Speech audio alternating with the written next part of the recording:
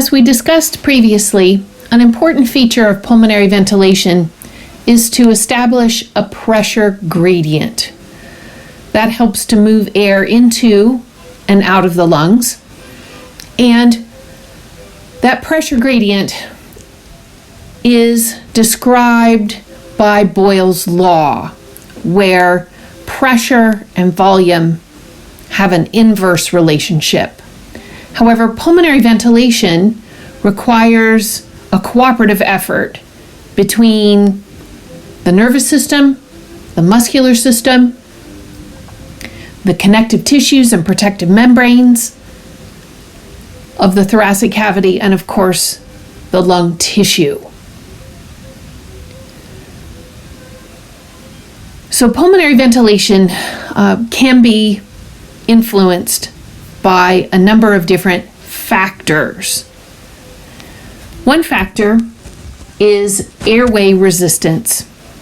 So like blood vessels that we've studied previously, the conducting structures that help to bring air to and from the lungs also have a diameter that is adjusted through the contraction of smooth muscle.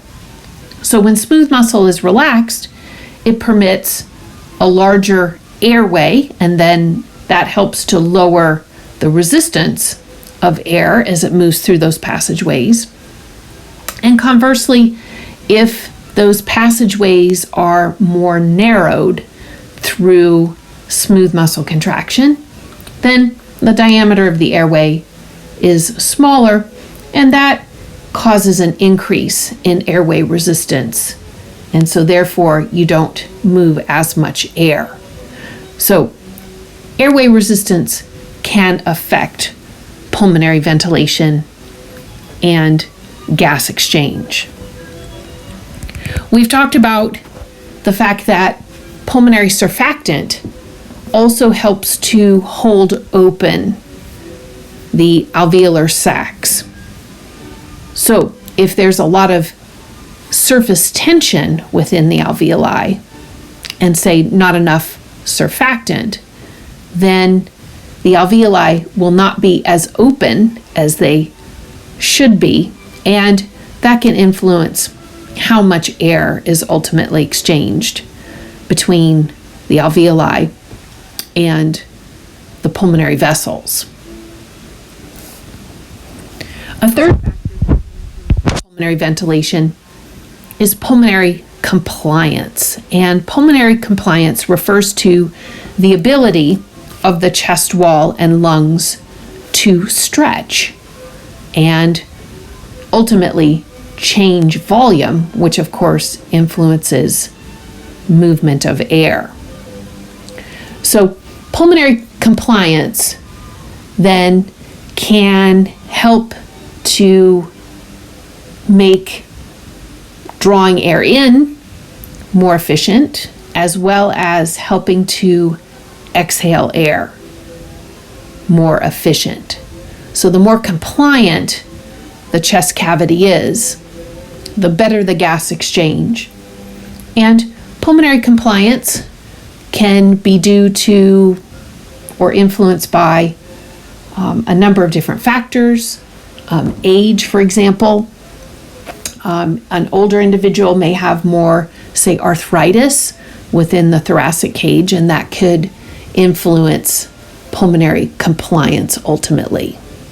So the better the compliance, the better the pulmonary ventilation, and of course that influences gas exchange ultimately.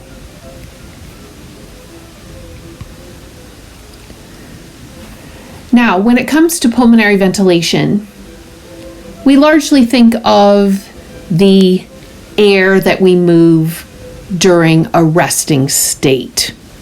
So basically inhaling and exhaling. However, the respiratory system can change depending on metabolic needs.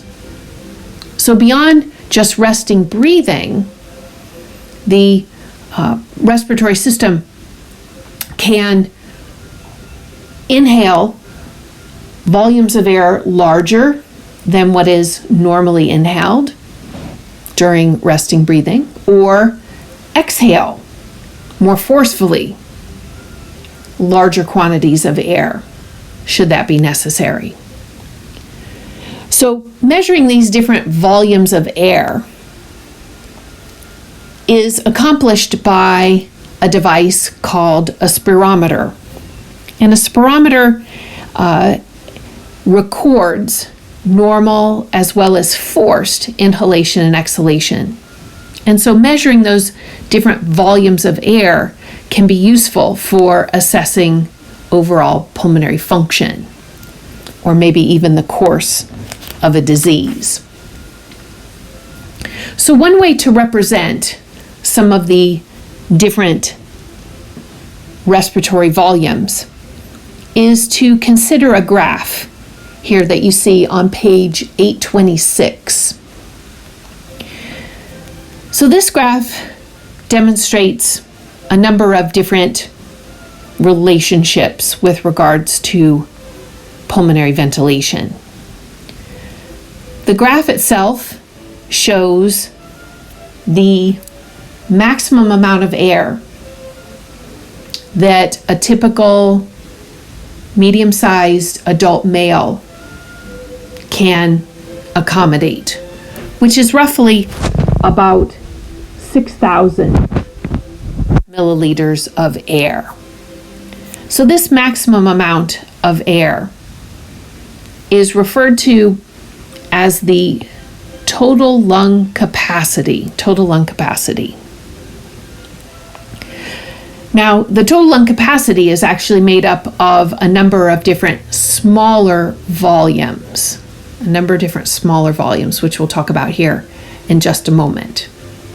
But first, I want to also try and bring to your attention another factor here that also shows pulmonary ventilation through time as well. So this graph not only demonstrates the total lung capacity of an individual, but also how those different volumes change through time. All right, so let's consider some of the smaller volumes that the respiratory system can create when different metabolic needs must be met. So looking at this graph, you probably see a number of different sort of bumps and squiggles and dips within this graph. This graph is largely showing the different amounts or different volumes of air that can be moved by the respiratory system. So here, roughly in the middle of this graph, we see a number of small bumps. These bumps represent basically resting breathing. And we call resting breathing, or the amount of air moved during one respiratory cycle, as the tidal volume. So where the graph moves up, that would represent inspiration, basically taking air in. The downside of the bump represents exhalation. So what we're seeing here is a number of resting tidal volumes. Okay, the tidal volume is roughly about 500 milliliters in volume. So every time you take in a breath and blow one out, you're moving about half a liter of air. However, as I mentioned, the respiratory system can also produce exaggerated efforts of breathing, taking in a great big deep breath, exhaling a great big deep breath. And so those are represented on this graph here alongside the tidal volume bumps. So if we look at this first great big peak here, okay, and please don't confuse these peaks with peaks that we see on an electrocardiograph. Those are different measures. So don't confuse volumes of air with electrical current. So this first big bump here is referred to as the inspiratory capacity, And this inspiratory capacity is actually two volumes morphed into sort of one measure. We have the tidal volume here, which is kind of the first part of this. However, this other part of the peak here is itself its own volume. And it's referred to as the inspiratory reserve volume. So this is the amount of air that's inhaled beyond a resting inhalation.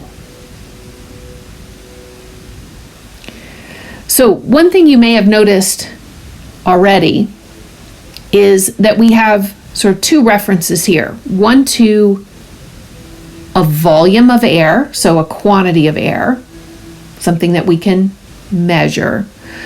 But we also have another reference to capacity. And very simply, a capacity is two or more volumes added together. So the inspiratory capacity effectively equals the tidal volume plus the inspiratory reserve volume. So a capacity is just a number of volumes added together. All right, so let's consider some other parts of this graph here. Okay. Below the tidal volume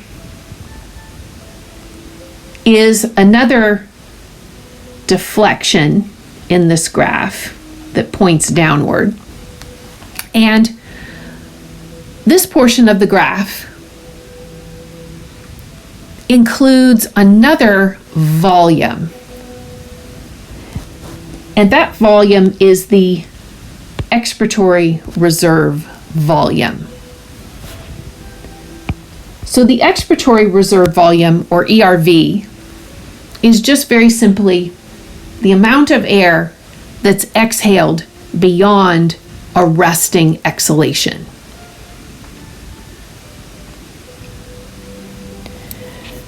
Now, another important capacity to note with these differing volumes is the vital capacity.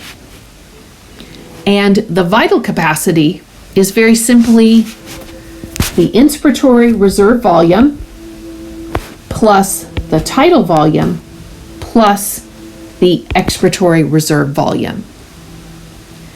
So the vital capacity is essentially the amount of air that you can forcibly exhale after you forcibly inhale.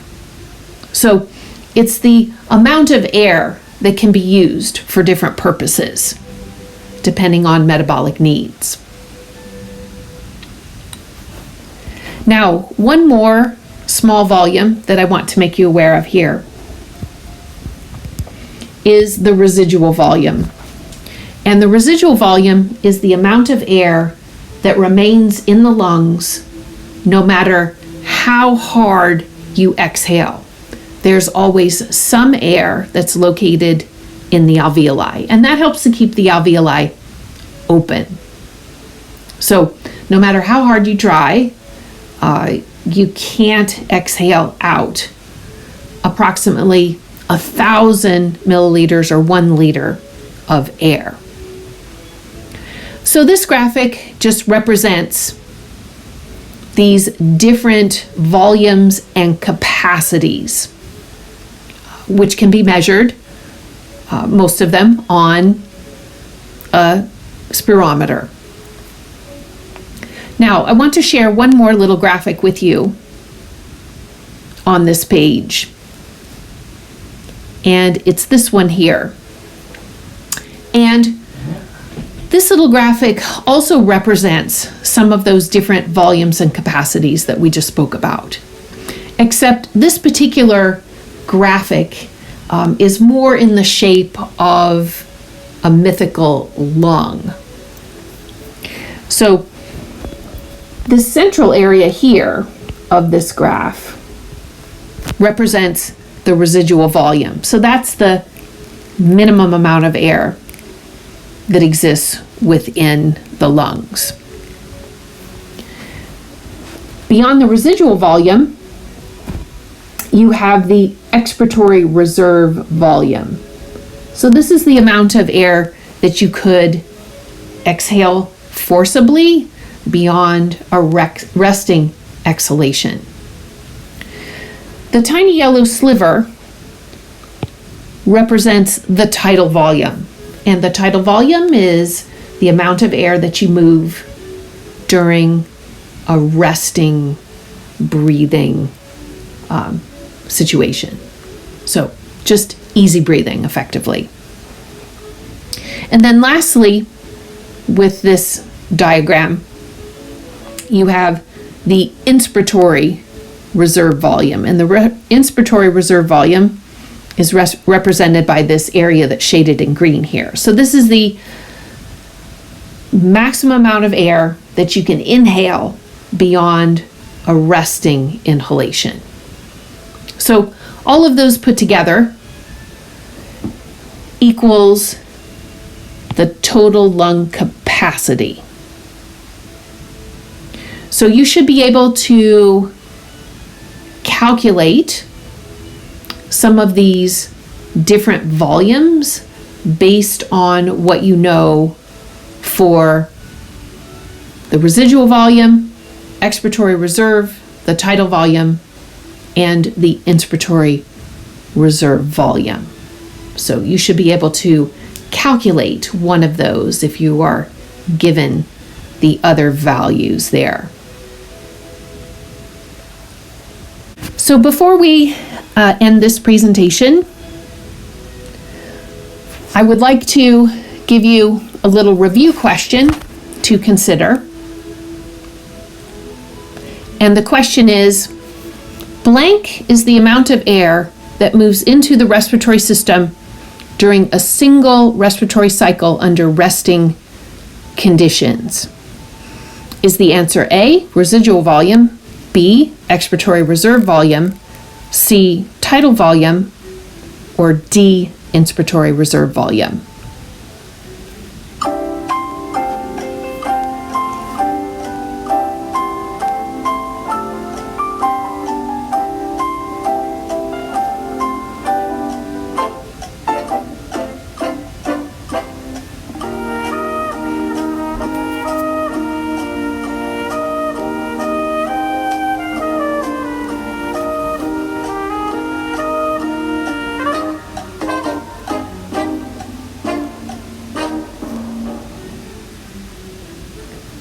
All right, after considering those answers, I hope that you were able to come up with choice C, tidal volume. The tidal volume is the amount of air that moves into the respiratory system during a single respiratory cycle under resting conditions.